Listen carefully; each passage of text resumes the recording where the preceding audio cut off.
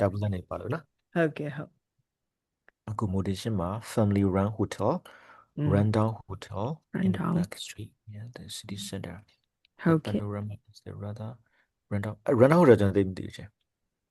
rundown luxury ကနည်းနည်းဟိုဟာဖြစ်နေတာပျက်စီးနေပြီယိုယွင်းနေပြီပြောတဲ့ဟာလား rundown ဒါမှမဟုတ်သူတို့ ဟုတ် အ တယ် ဖြစ် in poor ဟုတ် physical condition အဖြစ်လို့သုံးလားဟုတ်လား ကဲ့ rundown meaning in rundown ချုံချုံကြနေတော့ဟာ short ချတာလေ rundown house ကဟောင်းနေတာဒီမှာဘယ်လိုသုံးတာလဲ rundown house rundown ဟိုဆိုရ ဟု င် တ်တယ် တော့ ဟုတ်တယ် rundown hotel ဆိုရင်တော့ ဟုတ်နည်း စ န သ ည်း ရဟိုအဆင်မပြေတဲ့ဟာပေါ့ ဟုတ်တယ်နည်းနည်းလေးဟောင်းနေတာမျိုးပေါ့နော်ဟုတ်တယ်မလားနော် ဟုတ်ကဲ့ ဟောင်း don't run me down အောင်ရှိသေးရလားဒီမှာ အော် ရောရှိတာလား ကောက်ပြစ်မတင် တ ပါ ကယ် နဲ့ ရောရှိတာလား Don't really down သချင်းအောင်ရှိသေးတယ်လေ don't run me down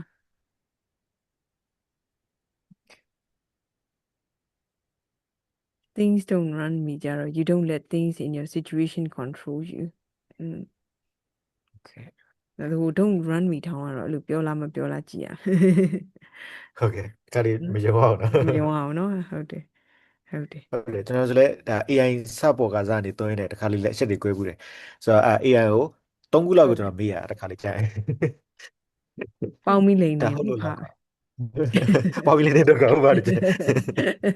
AI ချင်းညှိတာ ညညဟုတ်တယ် don't run me down luxury ဆိုပါလဲမသိဘူးနော်တချင်းလေးရှိတယ်ဆိုနောက်မှတချင်းနားထောင်လိုက်ရင်တော့ဟိုဖြစ်လာမလား ပေါ့တော့မယ်ထင်တယ်နော် နော်ဟုတ်ကဲ့ဟုတ်အဲ့ဒါလေးကျမတို့အကျွေးမှတ်ထားလိုက် ကျွေးမထားလိုက် ဟုတ်ကဲ့ run down luxury hotel luxury ဟုတ်တယ် noun ဆိုရင်သူက x အတမ်းထုတ်နော် luxury adjective မှာပဲ luxurious ဟုတ် luxury yes ဟုတ်တယ် ဒါ luxury hotel hotels ဒါတွေ in ရတယ် smart နော် hotels budget accommodation smart hotel ကတော့အခုနောက်ဆုံးပေါ်တယ်ကျွန်တော်တို့ဒီအတန်နဲ့ထိန်းချုပ်လို့ရတာတွေ ဟုတ် smart လိုက်ကားတွေဆိုလို့ရှိရင်လည်း အဲ အစုံတော့အဲ့လိုမျိုးပေါ့နော် remove တွေနဲ့ထုတ်လို့ရတယ်ဖြစ်မယ်ထင်တယ်တခြင်း ဒီနာမည် smart နော် hotels smart hotel တရုတ်မှာ smart hotel တွေအများကြီးရှိနေပြီ ဟုတ်လားဟာအ ဟုတ် ကြ တယ် ဒီလိုသုံးတာဒီလိုတွေလား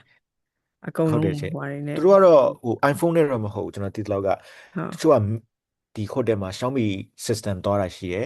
Huawei system သွားတာရှိရယ်ကိုက iPhone တွေကင်ထားရင်တော့သူကတခါလေးချက်လက်တာနဲ့ကိုယ်ဖုန်းနဲ့အကုန် control လုပ်လို့ရတယ် အာ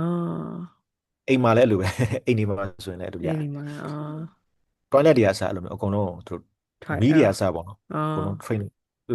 တို့ဟို smart လောက်ထားလို့ရတယ် လုံးဝ smart smart technology ပေါ့ ဟုတ်တယ် ဟုတ်ကဲ့ တချို့ဟိုဟာလေးတွေတောင်မှလေဗာလဲ ဟုတ် ကျွန်တော်တို့ထိုင်းမှာဆိုရင်ဘာခေါ်လဲစတူဒီယိုအခန်းလေးတွေပေါ့နော်အဲ့လိုမျိုးတွေတရုတ်မှာဆိုရင်တော့အဲ့လိုနည်းနည်းစတူဒီယိုထက်နည်းနည်းကြီးတဲ့အခန်းလေးတွေရှိတယ်အဲ့လိုမျိုးဆိုလည်းသူတို့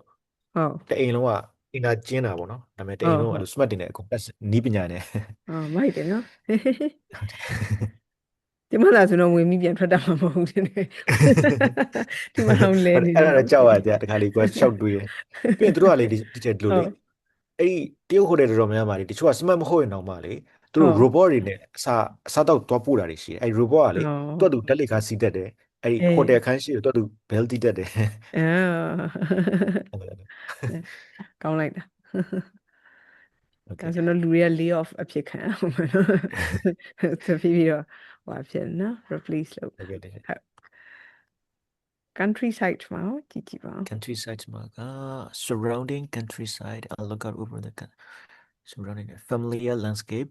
gentle landscape with open fields a bleak landscape rocky mountains အဲ့ဒီ gentle landscape ကလေဟိုပြန့်ပြူးတဲ့တာယာတဲ့ပြန့်ပြူးတဲ့နေရာမျိုးပြောလားမသိဘူးเนาะဒီချက် ဟုတ်အဲ့လိုဟာမျိုးဆရာဟုတ်တယ် gentle landscape ကဟုတ်တယ် bleak landscape ကကြတော့ဒီလိုဒါကိုဘယ်လိုပြောရမ မ လဲ ညီမညာလားဖြစ်လား မညီမညာလို့ပဲပြောရမလားနော်ဒါကြတော့ဒီလိုဟာမျိုးဆိုတာ bleak landscape မညီမညာလဲမို့အဲ့ဒါကိုဘယ်လိုပြောမလဲ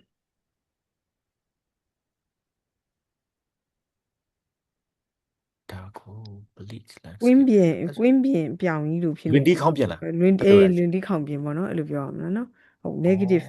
negative connotation နဲ့သုံးတယ်ဆိုပြီးပြောတာ bleak landscape ကွင်းပြောင်ကွင်းပြောင် ဟုတ် ပြောင် ဝင်းပြောင်ပြန်ဟုတ် ပြောင် ခုနက gentle အဲ့ဆိုကွင်းပြောင် landscape ဆိုရာသီဥတုပါဆိုးမဲ့သဘောပေါ့အေးနဲ့အရန်အေးပူနဲ့အရန်ပူ အဲ့လို အဲ့ ကြီး လို နည်းနည်း depressing ဖြစ်တဲ့ mode မျိုးဖြစ်မယ်ထင်တယ်နော်ဒါမျိုးကြတော့ဒါ gentle landscape ပေါ့နော်ဟုတ် ဟုတ်ကဲ့ gentle landscapes ဩ သူ့ကိုမေးကြည့်လိုက်အောင် in ဟုတ်ကဲ့ Burmese gentle landscape ကရှုခင်းကိုပဲဒီမှာရှုခင်းပဲပြောတာ bleak ကောညို့မိုင်းတော့ညို့လင်းချက်မဲ့နေတော့အဲ့လိုဟာမျိုးတွေပဲနည်းနည်း negative standard နဲ့ positive standard ကွာသွားမလားနော်ဟုတ် ဟုတ်ကဲ့ ဒီထက်ကောင်းတဲ့ဟိုဟာဘာသာပြန်လို့ရတာလေးရှိနေပြန်ပြောပြပါအောင်ကြာ ဟုတ်ကဲ့ gentle landscape နဲ့ bleak landscape gentle ဟုတ် landscape နဲ့ bleak landscape ဟုတ် ဟုတ် bleak ကတော့ခုနလိုဟိုလွန်တီလွန် လွန်တီ လွန်တီ ခေါင် ခေါင်း ပြင် ဒါမှမဟုတ်ကွင်းပြောင်ပြောင်ကွင်းပြောင်ပြောင်မှာ ဟုတ် လွန်တီခေါင်းပြင်မှာရှိနေတဲ့နေရာမျိုးဒါမှမဟုတ်ကွင်းပြောင်နေရာမျိုးပေါ့နော်အဲ့လိုမျိုး ဟုတ်ကဲ့ဟုတ် gentle landscape ကသူပြောရမှာချင်းသူကဟိုပြန်ပြူတာလည်းပါနိုင်သလိုတောင်ကုန်းလေးလည်းဖြစ်နိုင်တယ်ဒါပေမဲ့ပတ်ဝန်းကျင်ตายရနေတယ်ဆိုတော့ ဟုတ်ဟု ตาย တ် ရတဲ့ตายရ agent နဲ့ဟာလေးလားตายရ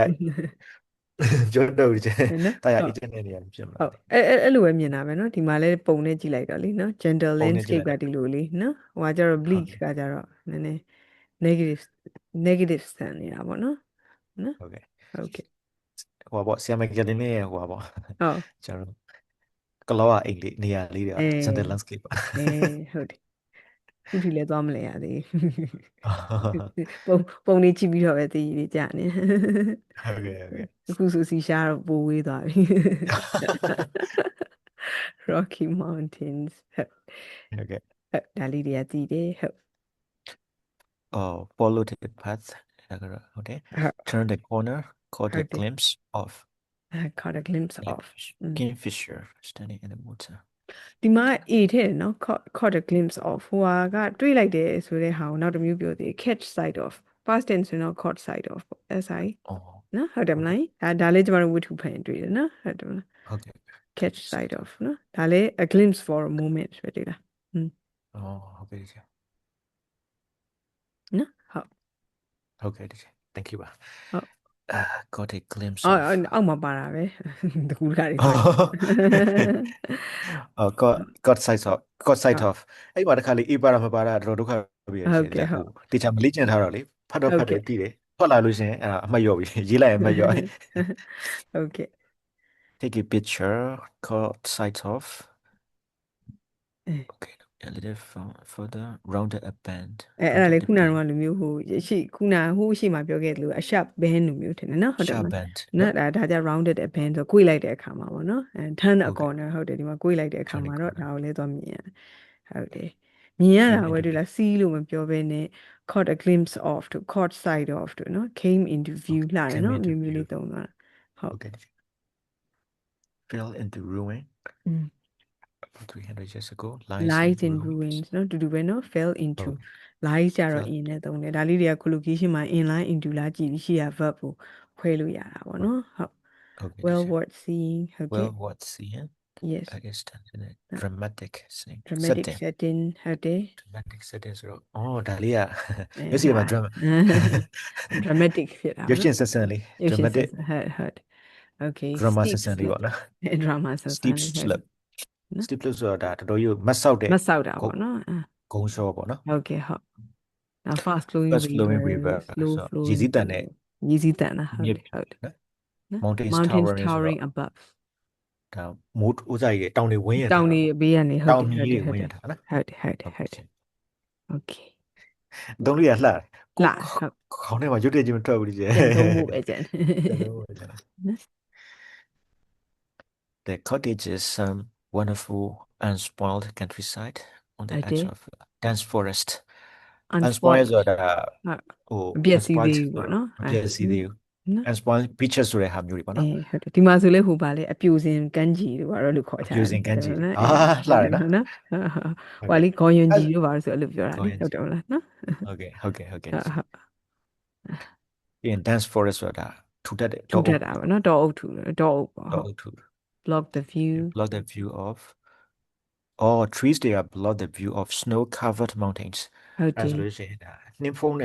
လန်းထားတဲ့နှင်းတောင်တွေကိုပေါ့နော်ဒါ ဟုတ် နှင်း နေ့ တောင်တွေကို ဖုံးနေအောင်နော်တောင်းနေ ဖုံးနေတဲ့ဟုတ်ကဲ့ တောင်းနေ တောင် ရ ရဲ့မြ ဒါ င်ကွင်း ဟို တွေကိုဒါ block ထားတယ်ပေါ့ ဟုတ်တယ်မမြင်ရဘူးပေါ့ မမြင်အောင်ပေါ့နော် the stream winds ကကြတော့ဒါဒီချက်ပုံမှာကျွန်တော်တို့လေ့လာခဲ့တဲ့ဟာပဲထင်တယ် stream winds ကကြတော့ ဒါ wins လား wines လားကြည့်အောင်ဟုတ် winds ဘာလို့လဲဆိုတော့ဒါ verb အနေနဲ့သုံးထားတာမလားနော် ဟုတ်ကဲ့ ကျမတို့လေကိုကြတော့ win လို့ပြောပေမဲ့ဟိုက unwind ဟုတ်တယ်မလားနော် unwind လေ relax ဆိုပါလို့ဆိုတာ win ဟုတ်ကဲ့ အဲဆို verb ဒါ ရှိမလားကြည့်မယ်နော် wind win မဲ့ verb ဟုတ်တယ် okay ဟုတ်ကဲ့ wind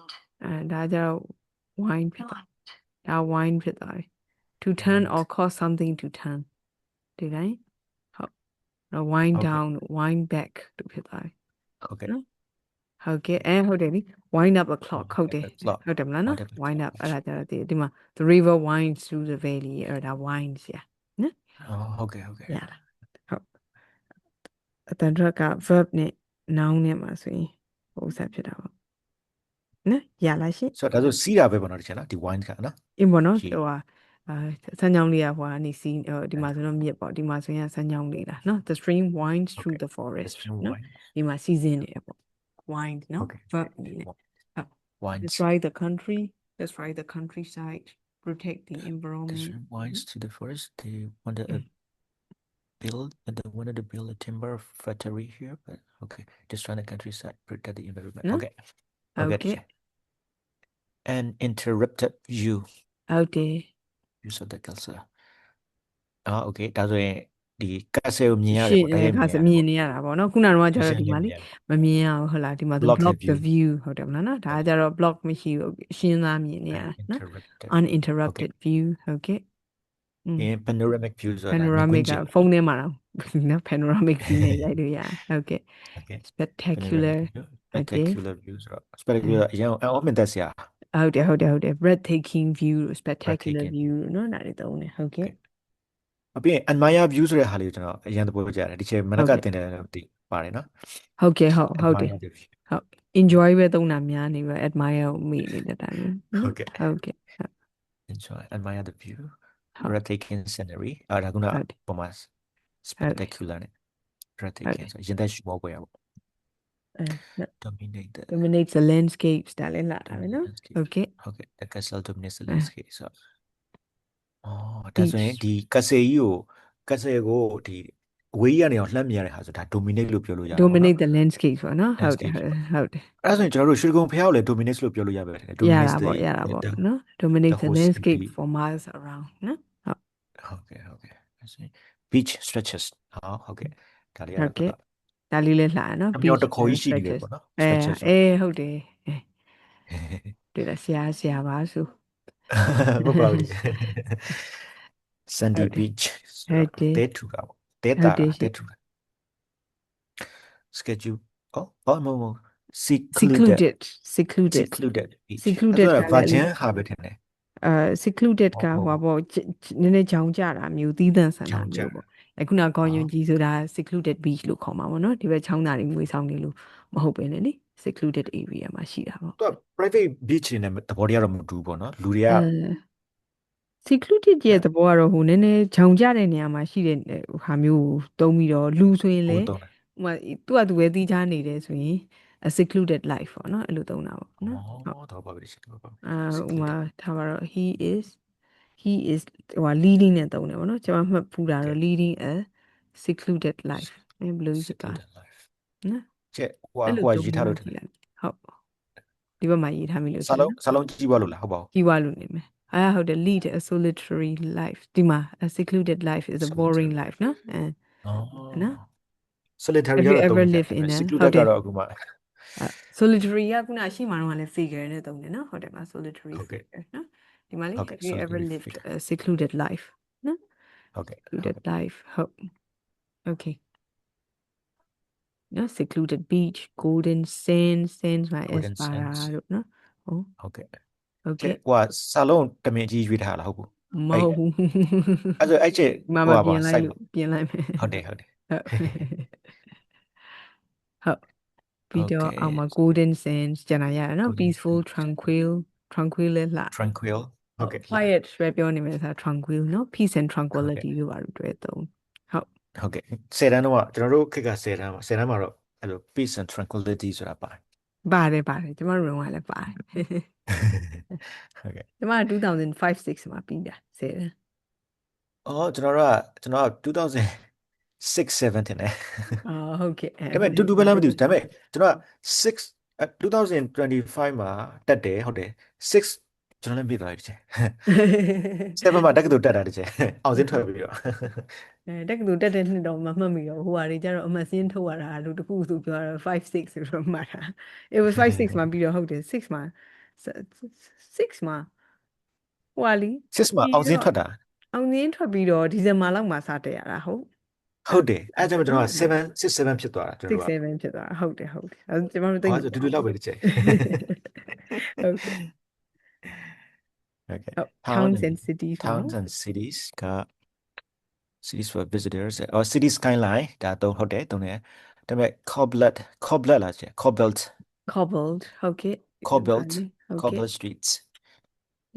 O B B L E D ကျွန်တော်ခဏမေးတယ်အဲ့တွေ့ဘူးတယ်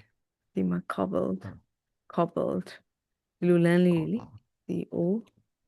အော် ဘာဘိုးချုပ်ကြီးကလမ်းနေဆို cobbled street corner နော်ဒီလိုဟာလေး ကြောက်စလစ်နဲ့ကြောက်အော်ဒီလိုခင်းထားတဲ့ဟာ ဟုတ် cobbled လို့ခေါ်မှာနော် နော် Okay cobbled street ဟုတ် thank you cobbled streets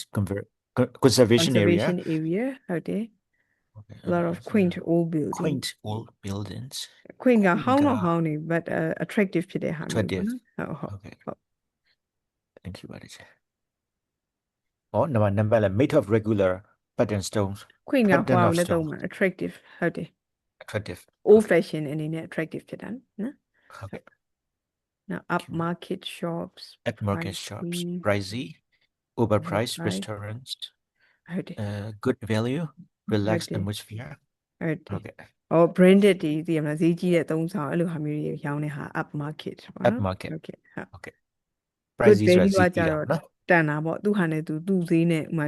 သူစီးနဲ့သူတန်တာ များရင်များနေဒါပေမဲ့သူ့ဈေးနဲ့သူ့ quality နဲ့တန်တာကြ good value ပေါ့နော်ဟုတ်ကဲ့ now ဟုတ်ကဲ့ relax atmosphere ဟုတ်ကဲ့ relaxed atmosphere Okay Royal Avenue runs from north to south that runs from north to south ဟုတ်တယ် line with shops Okay behind it ဘာမ lively လဲ line bars with trees လဲရတာပဲเนาะတကယ် line လို့ with သစ်ပင် trees လေး ဟုတ်ကဲ့ နော်ဟုတ်တယ်မလားเนาะသစ်ပင်လေး Okay တန်းစီရှိနေအောင်နောက်စီတန်းမိရှိနေပြောအောင်တန်းစီတန်းသုံးပါနော်နှစ်ခုလုံး ဟုတ်ကဲ့သုံးတယ် lively တကယ် ဟုတ်ကဲ့ lively vibrant သုံးတယ် fashionable vibrant basement fashionable clubs cafes နော် basement cafes ဟုတ် Okay ပြီးတော့ tree lined avenues avenue of ဒါကြခုနပြောလို့သစ်ပင်လေးစီတန်းမိရှိနေတဲ့နေရာပေါ့ခုနဟာ ဒါ ကျ ဆို တော့ boulevard line ဖြစ်နေ with ထင်တယ်နော် boulevard လို့များခေါ်မလားမသိဘူးဒါမျိုးဆိုရင် ဘယ်လိုခေါ်တာလဲဆရာ ဟိုက boulevard လားမသိဘူး boulevard ဟုတ် အဲ့နော် တစ်လုံးပေါင်းကြည့်ပါပေါင်းပေးပါ villa boulevard L O V U L O V ကျွန်တော်ရုပ်ပြကြည့် space B ဟုတ်ပါဘူးဒါနိုင်လေးဖြစ်ကုန်ပြီဘယ်လိုပေါင်းတာလဲဆရာဘယ်ဟာလေး V B O U L E V A R D boulevard တဲ့ အော်ကြည့်လိုက်မယ်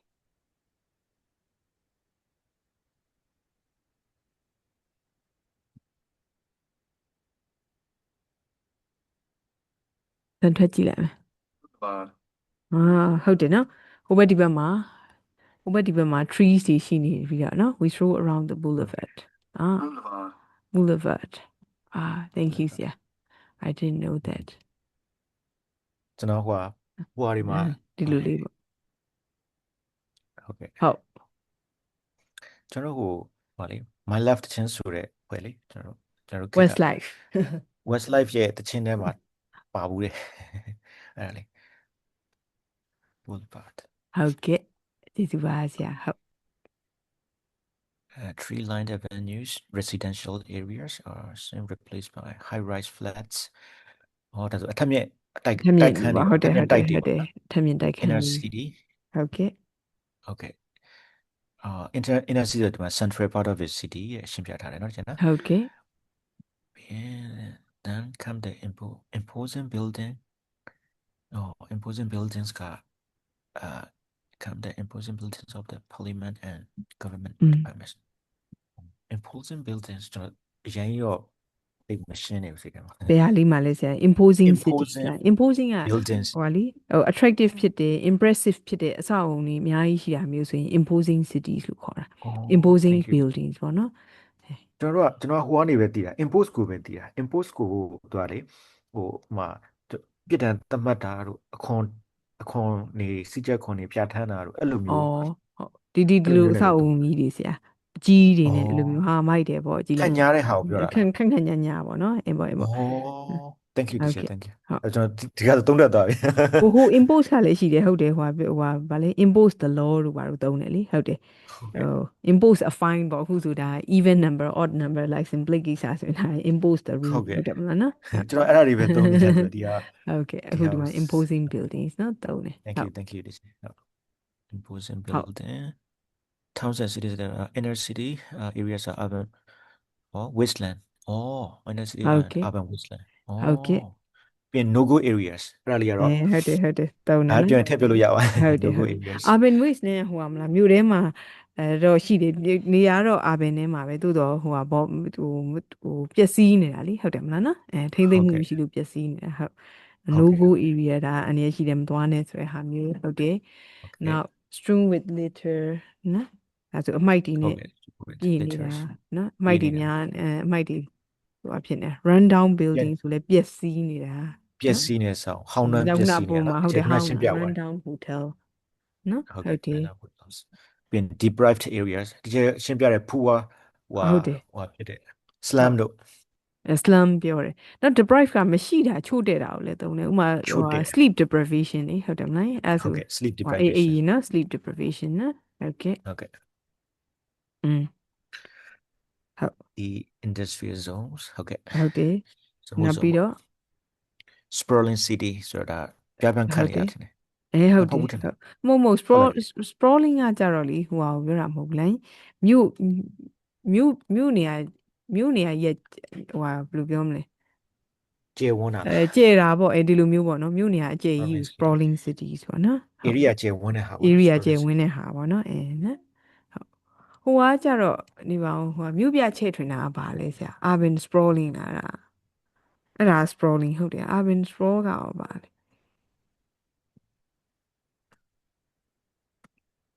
အဲ့ဒါမြို့ပြချဲ့ထွင်တာလား urban sprawl ကျမတို့ဟိုမြို့တစ်တွေလေဟုတ်တယ်မလားဟုတ်တယ်ဒီမှာမြို့ပြချဲ့ထွင်တာဟုတ်တယ်တဖြည်းဖြည်းနဲ့ချဲ့ထွင်တာဟိုတိုးချဲ့ရက်ကွက်တူဟုတ်တယ်မလားနော်အဲ့လိုမျိုးတွေဆိုတာဒါတိုးချဲ့အဲ့ဒါ urban sprawl ဟုတ်အဲ့တော့ဟိုကလည်းဒါ sprawling urban ဆိုဒီလိုမျိုးချင်းနဲ့မြို့ကကြီးကျယ်တည်ရမလားကျယ်လာတဲ့ဟိုဟာဖြစ်နေတာပေါ့နော်မြို့ကတဖြည်းဖြည်းချင်းဘယ်လိုပြောရပါမလဲတဖြည်းဖြည်းချင်းမြို့နေရာရက်ကျယ်လာပြီးတော့ဟုတ်တယ်မလားနော် bumper to bumper traffic ကားတွေကလည်းပိတ် exhaust fumes ဟုတ်တယ် volume of traffic ဆရာအဲ့ဒါလေးမှတ်မိလားပုံမှာ stream of လေးမှတ်မိလား ဟုတ်ကဲ့မှတ်မိပါတယ် stream of traffic ဟုတ်ကဲ့ stream of traffic ဟုတ်တယ် bumper to bumper လည်းပါနော် so ဟုတ်တယ် exhaust fumes နော် volume of traffic ဟုတ်ကဲ့ incessant roar incessant roar ဟုတ်တယ်အဲ့ဒါဆိုဟိုတောက်လျှောက်ပေါ့စူညံတယ်ပဲနော်ဟုတ်ကဲ့ comfortable suburbs comfortable suburbs you know comfortable comfortable ဟုတ်ကဲ့ for ဟိုအတိုင်းမထွက်နော် comfortable suburbs နော် easy တောင်းတတာရှိတယ်ဟုတ်တယ်ရှန်တီကခုနပြော slum နဲ့သွားတူတာပေါ့နော် slum areas နော်ရတယ်နော်ဒါဆိုရင်ဟုတ်ကဲ့ဟုတ်ဖြည်းဖြည်းတော့ပြန်ကြက်ပါနော်ဆရာနိုးဆိုမေ့သွားဟုတ်ကဲ့ဒီဟုတ်ပြန်ကြည့်မယ်တေးထားတာတွေရှိတယ်မှတ်ထားရတဲ့ဟာတွေ note မှတ်ထားလိုက်တာတွေရှိ ဟုတ်ကဲ့ဟုတ် character and behavior astrological forecast good astrological focus weather focus လို့ပေါ့နော်ဒီမှာ astrological focused ဟုတ် ဆိုတော့ company ကတော့ဒီမှာဒါ good company ဟုတ်တယ်အဖော်ကောင်း selfish streak selfish ဖြစ်တာပဲပြောတာ selfish ဖြစ်တာပဲဗျာနော် ဟုတ်ကဲ့ဟုတ် ပြီးရင် February မှာကကျတော့ an streak outgoing ကဟွာလေး personality ကိုပြောတာလीဟိုအကျင့်တို့စရိုက်တို့ streak အဲ့လိုမျိုးလေးပြောတာဆိုတော့လीနော် ဟော ဟုတ်ဟုတ် ဟုတ်ကဲ့ဒီချက် အလေးထားရှိတယ်ဒီပါလို့ဆို အ နော် လေးထားရှိ အဲ့ streak ဟုတ်ကဲ့ဒီချက်အဲ့က an outgoing personality ဆိုတော့ဒါဟိုပြော ပေါ် ပြော ပေါ် နဲ့ ရွေ ပွင့် ပေါ့ လင်း နော် ဟုတ် ဟုတ်ဟုတ် ဟုတ်ကဲ့ a sense of ဟုတ်ကဲ့ ကျွန်တော်တို့သူများတွေမှတ်ချက်ပြတော့ outgoing ဖြစ်တယ်ပေါ့နော်ဆို အေး တော့ ဟုတ်ပါတယ်ဆရာ ကျွန်တော်လီတက်သွားလဲဆို yes you တော့ have ကျွန် been တော် ဟုတ် ကျွန်တော်အဲ့လိုမျိုး outgoing တော့နေတတ်တာပေါ့နော်အပြင်မှာတခါလေကျရင်အဲ့ဒါဟိုဖြစ်သွားတယ်ကိုယ့်ရဲ့အားနည်းချက်ဖြစ်သွားတာလည်းရှိတယ်ဟုတ်ကဲ့ a good ဟုတ်ပါ sense of you humor have an outgoing personality ပါဟုတ်ကဲ့ a good sense of humor ဟုတ်ကဲ့ good sense of humor yeah, have a vivid vivid imagery imagination ဆိုတော့ပြတ်သားတဲ့တိကျပြတ်သားတဲ့ ဟုတ်တယ်နောက်ဟိုပါပေါ့ strong ဖြစ်တာနောက်ထက်ထက်မြက်မြက်အဲ့ဒါကိုလည်းသုံးတာပေါ့နော် vivid သုံးတာ imagination ပေါ့နော် နော်ဟုတ်ကဲ့ဟုတ် then tend မနေ့က to ပြော lose ရတယ်လေအတိတ်ကိုပြောတဲ့အခါကျရင်လည်း I have a vivid memory အဲ့ဒါလည်း vivid ပဲ vivid သူရဲ့ memory စဉ္ညာဘက်က vague နော် vague vague vague memory နော်ဟုတ်ကဲ့ ဟုတ်ကဲ့ချက် lose your temper lose your temper ဆိုဟုတ်ကဲ့ဒါစိ ဒီ တ်မ မှာ ရှိ ဒီ ဘူး မှာ ပေါ့ တော့ နော် a vivid imagination ဆရာဟိုပြောတာနော် smart ဖြစ်တာထက်မြက်တာကိုပြောတာနော်ဟုတ် ဟုတ်ကဲ့ဒီချက် ကျွန်မတေချာအောင်ကြည့်ပေးလိုက်မယ်နော်ဟုတ် vivid ဟုတ်ကဲ့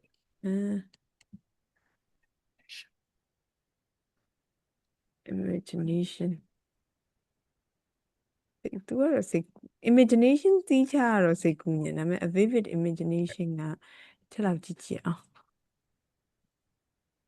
clear detail mental image ရှိတယ် clear detail picture in your mind ဟုတ်ကဲ့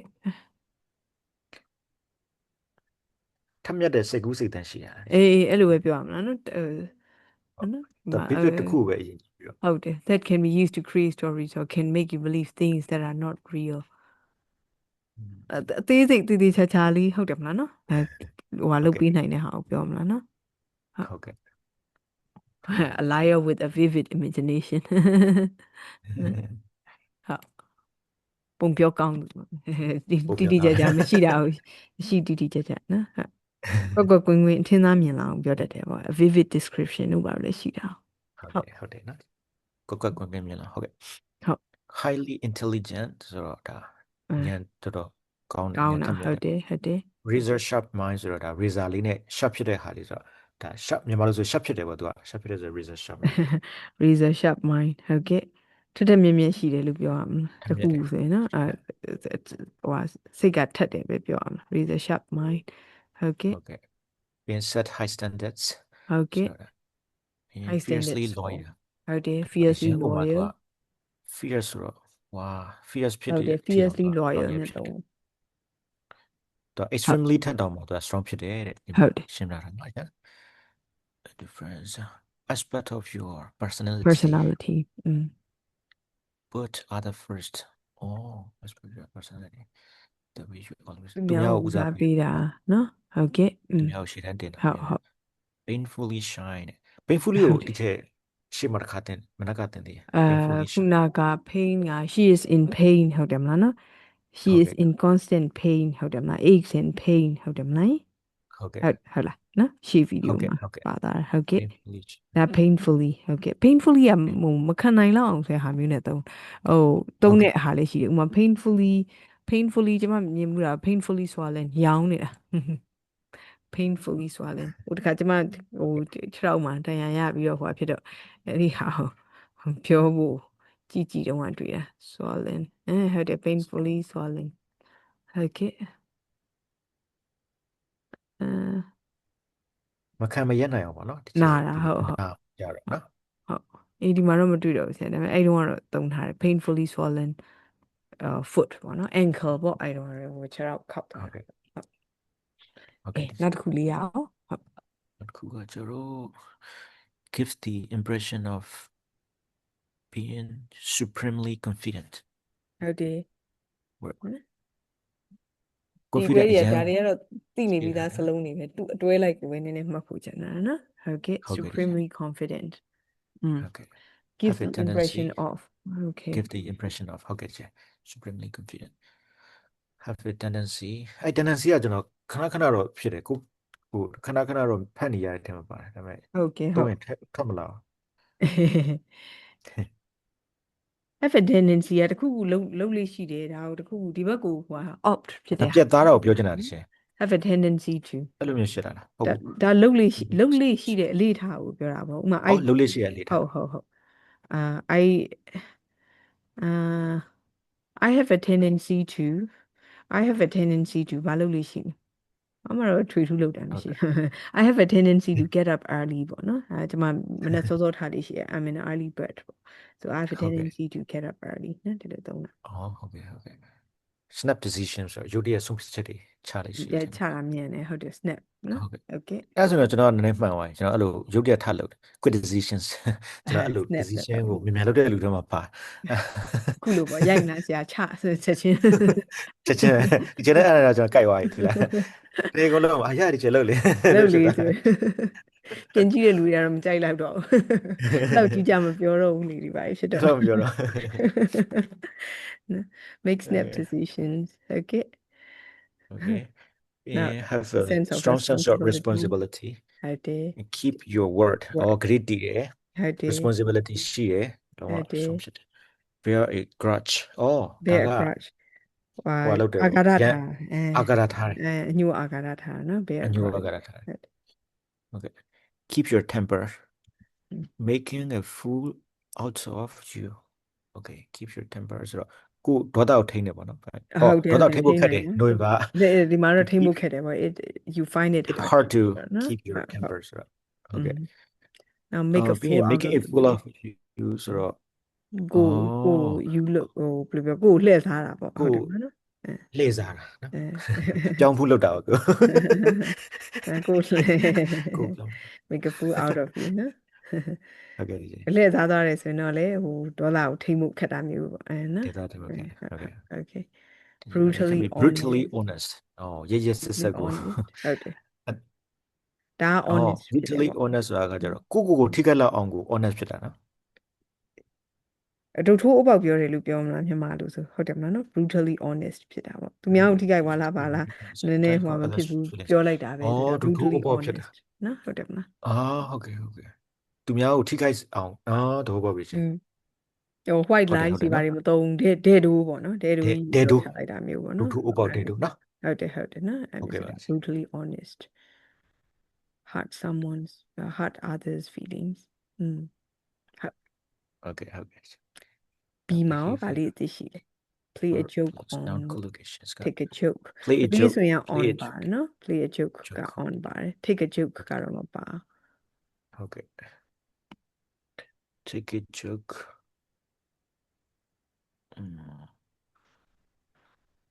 တော့ပါပြီချင်းဒါ make a joke လို့ပါတယ်တစ်ဖက်ကကျတော့စတာတစ်ဖက်ကကျတော့အဲ့ဒီစတာ play a joke on နော်အဲ့ဒါကိုစတာနောက်တာကိုလေဟိုဘက်ကလက်ခံတယ်ဟုတ်တယ်မလားစိတ်မဆိုးဘူးလက်ခံတယ်ဆိုတာ take a joke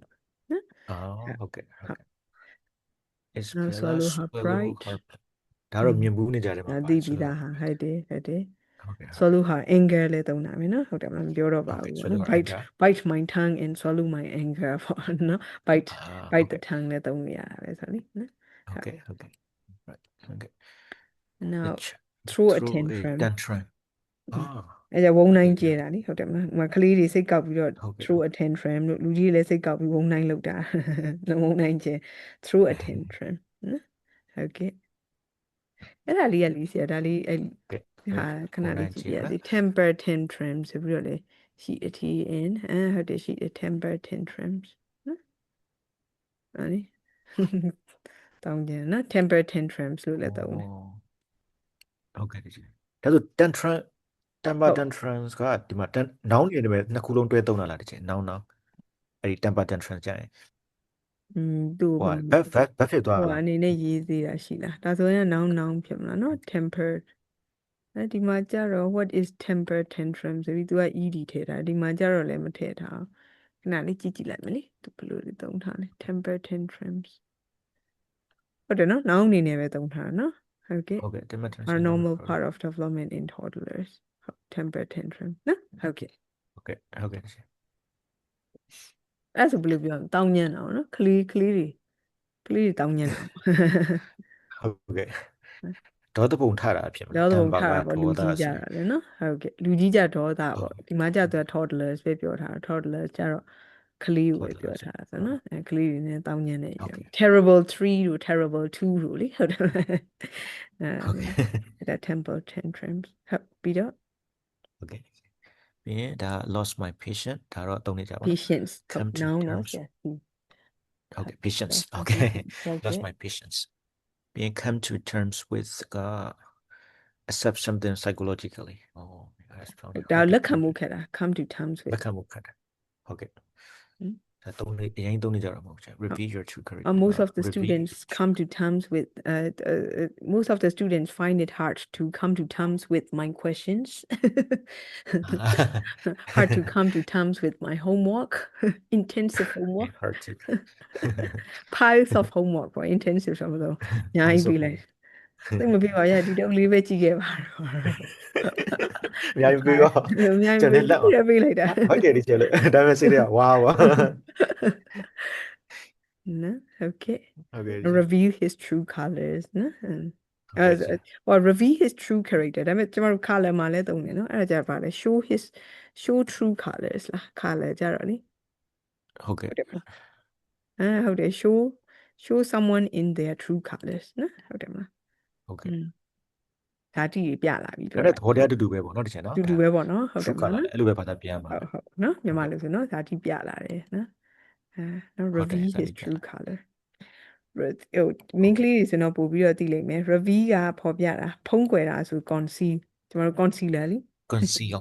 concealer ဆရာကြားဘူးလား CON concealer တော့မကြောက်ဘူး concealer ကြောက်ဘူးလေ concealer ဆိုတာကဖုံးကွယ်တာ concealer ကမျက်နှာမှာဥမာကျမတို့ဝက်ချန်တွေပါတွေထွက်နေတဲ့နေလို့ဟာတို့နည်းနည်းမလှဘူးဆိုတဲ့နေရာလေးကိုကာတဲ့ဟာကို concealer လို့ခေါ်တယ် အော်မသိဘူးတချင် concealer ဆိုပြီးပြန် concealer သိပြီးသားဆိုဒီမှာလေပြစ်နာစာရှိတယ်ဟုတ်မှန်ထားပါတော့ဝက်ချန်မှာညာထွက်နေတာ concealer လေးနဲ့တို့လိုက်ဒီမှာ flawless ဖြစ်သွား အော်သဘောပေါက်ပြီ concealer အော် ဟာ thank လို့ you ချက် တချင် ထုတ်ပြောလိုက်ပြီ okay reveal ပေါ်ပြတာ concealer ပေါ်ပြတာ အဲကြောင့် concealer လို့သုံးတာဒီမှာ concealer ဒီမှာပါပြီလား ဟုတ်ကဲ့ပါတချင် ဒါလေးမှာ physical တချင် appearance ချက်ပေါ့နော် sorry ဟိုပေါ့ခဏလေး pause လုပ်ရလားတချင် ရတာပေါ့ဆရာဟုတ်ဟို recording ကို pause ခိုင်းနော်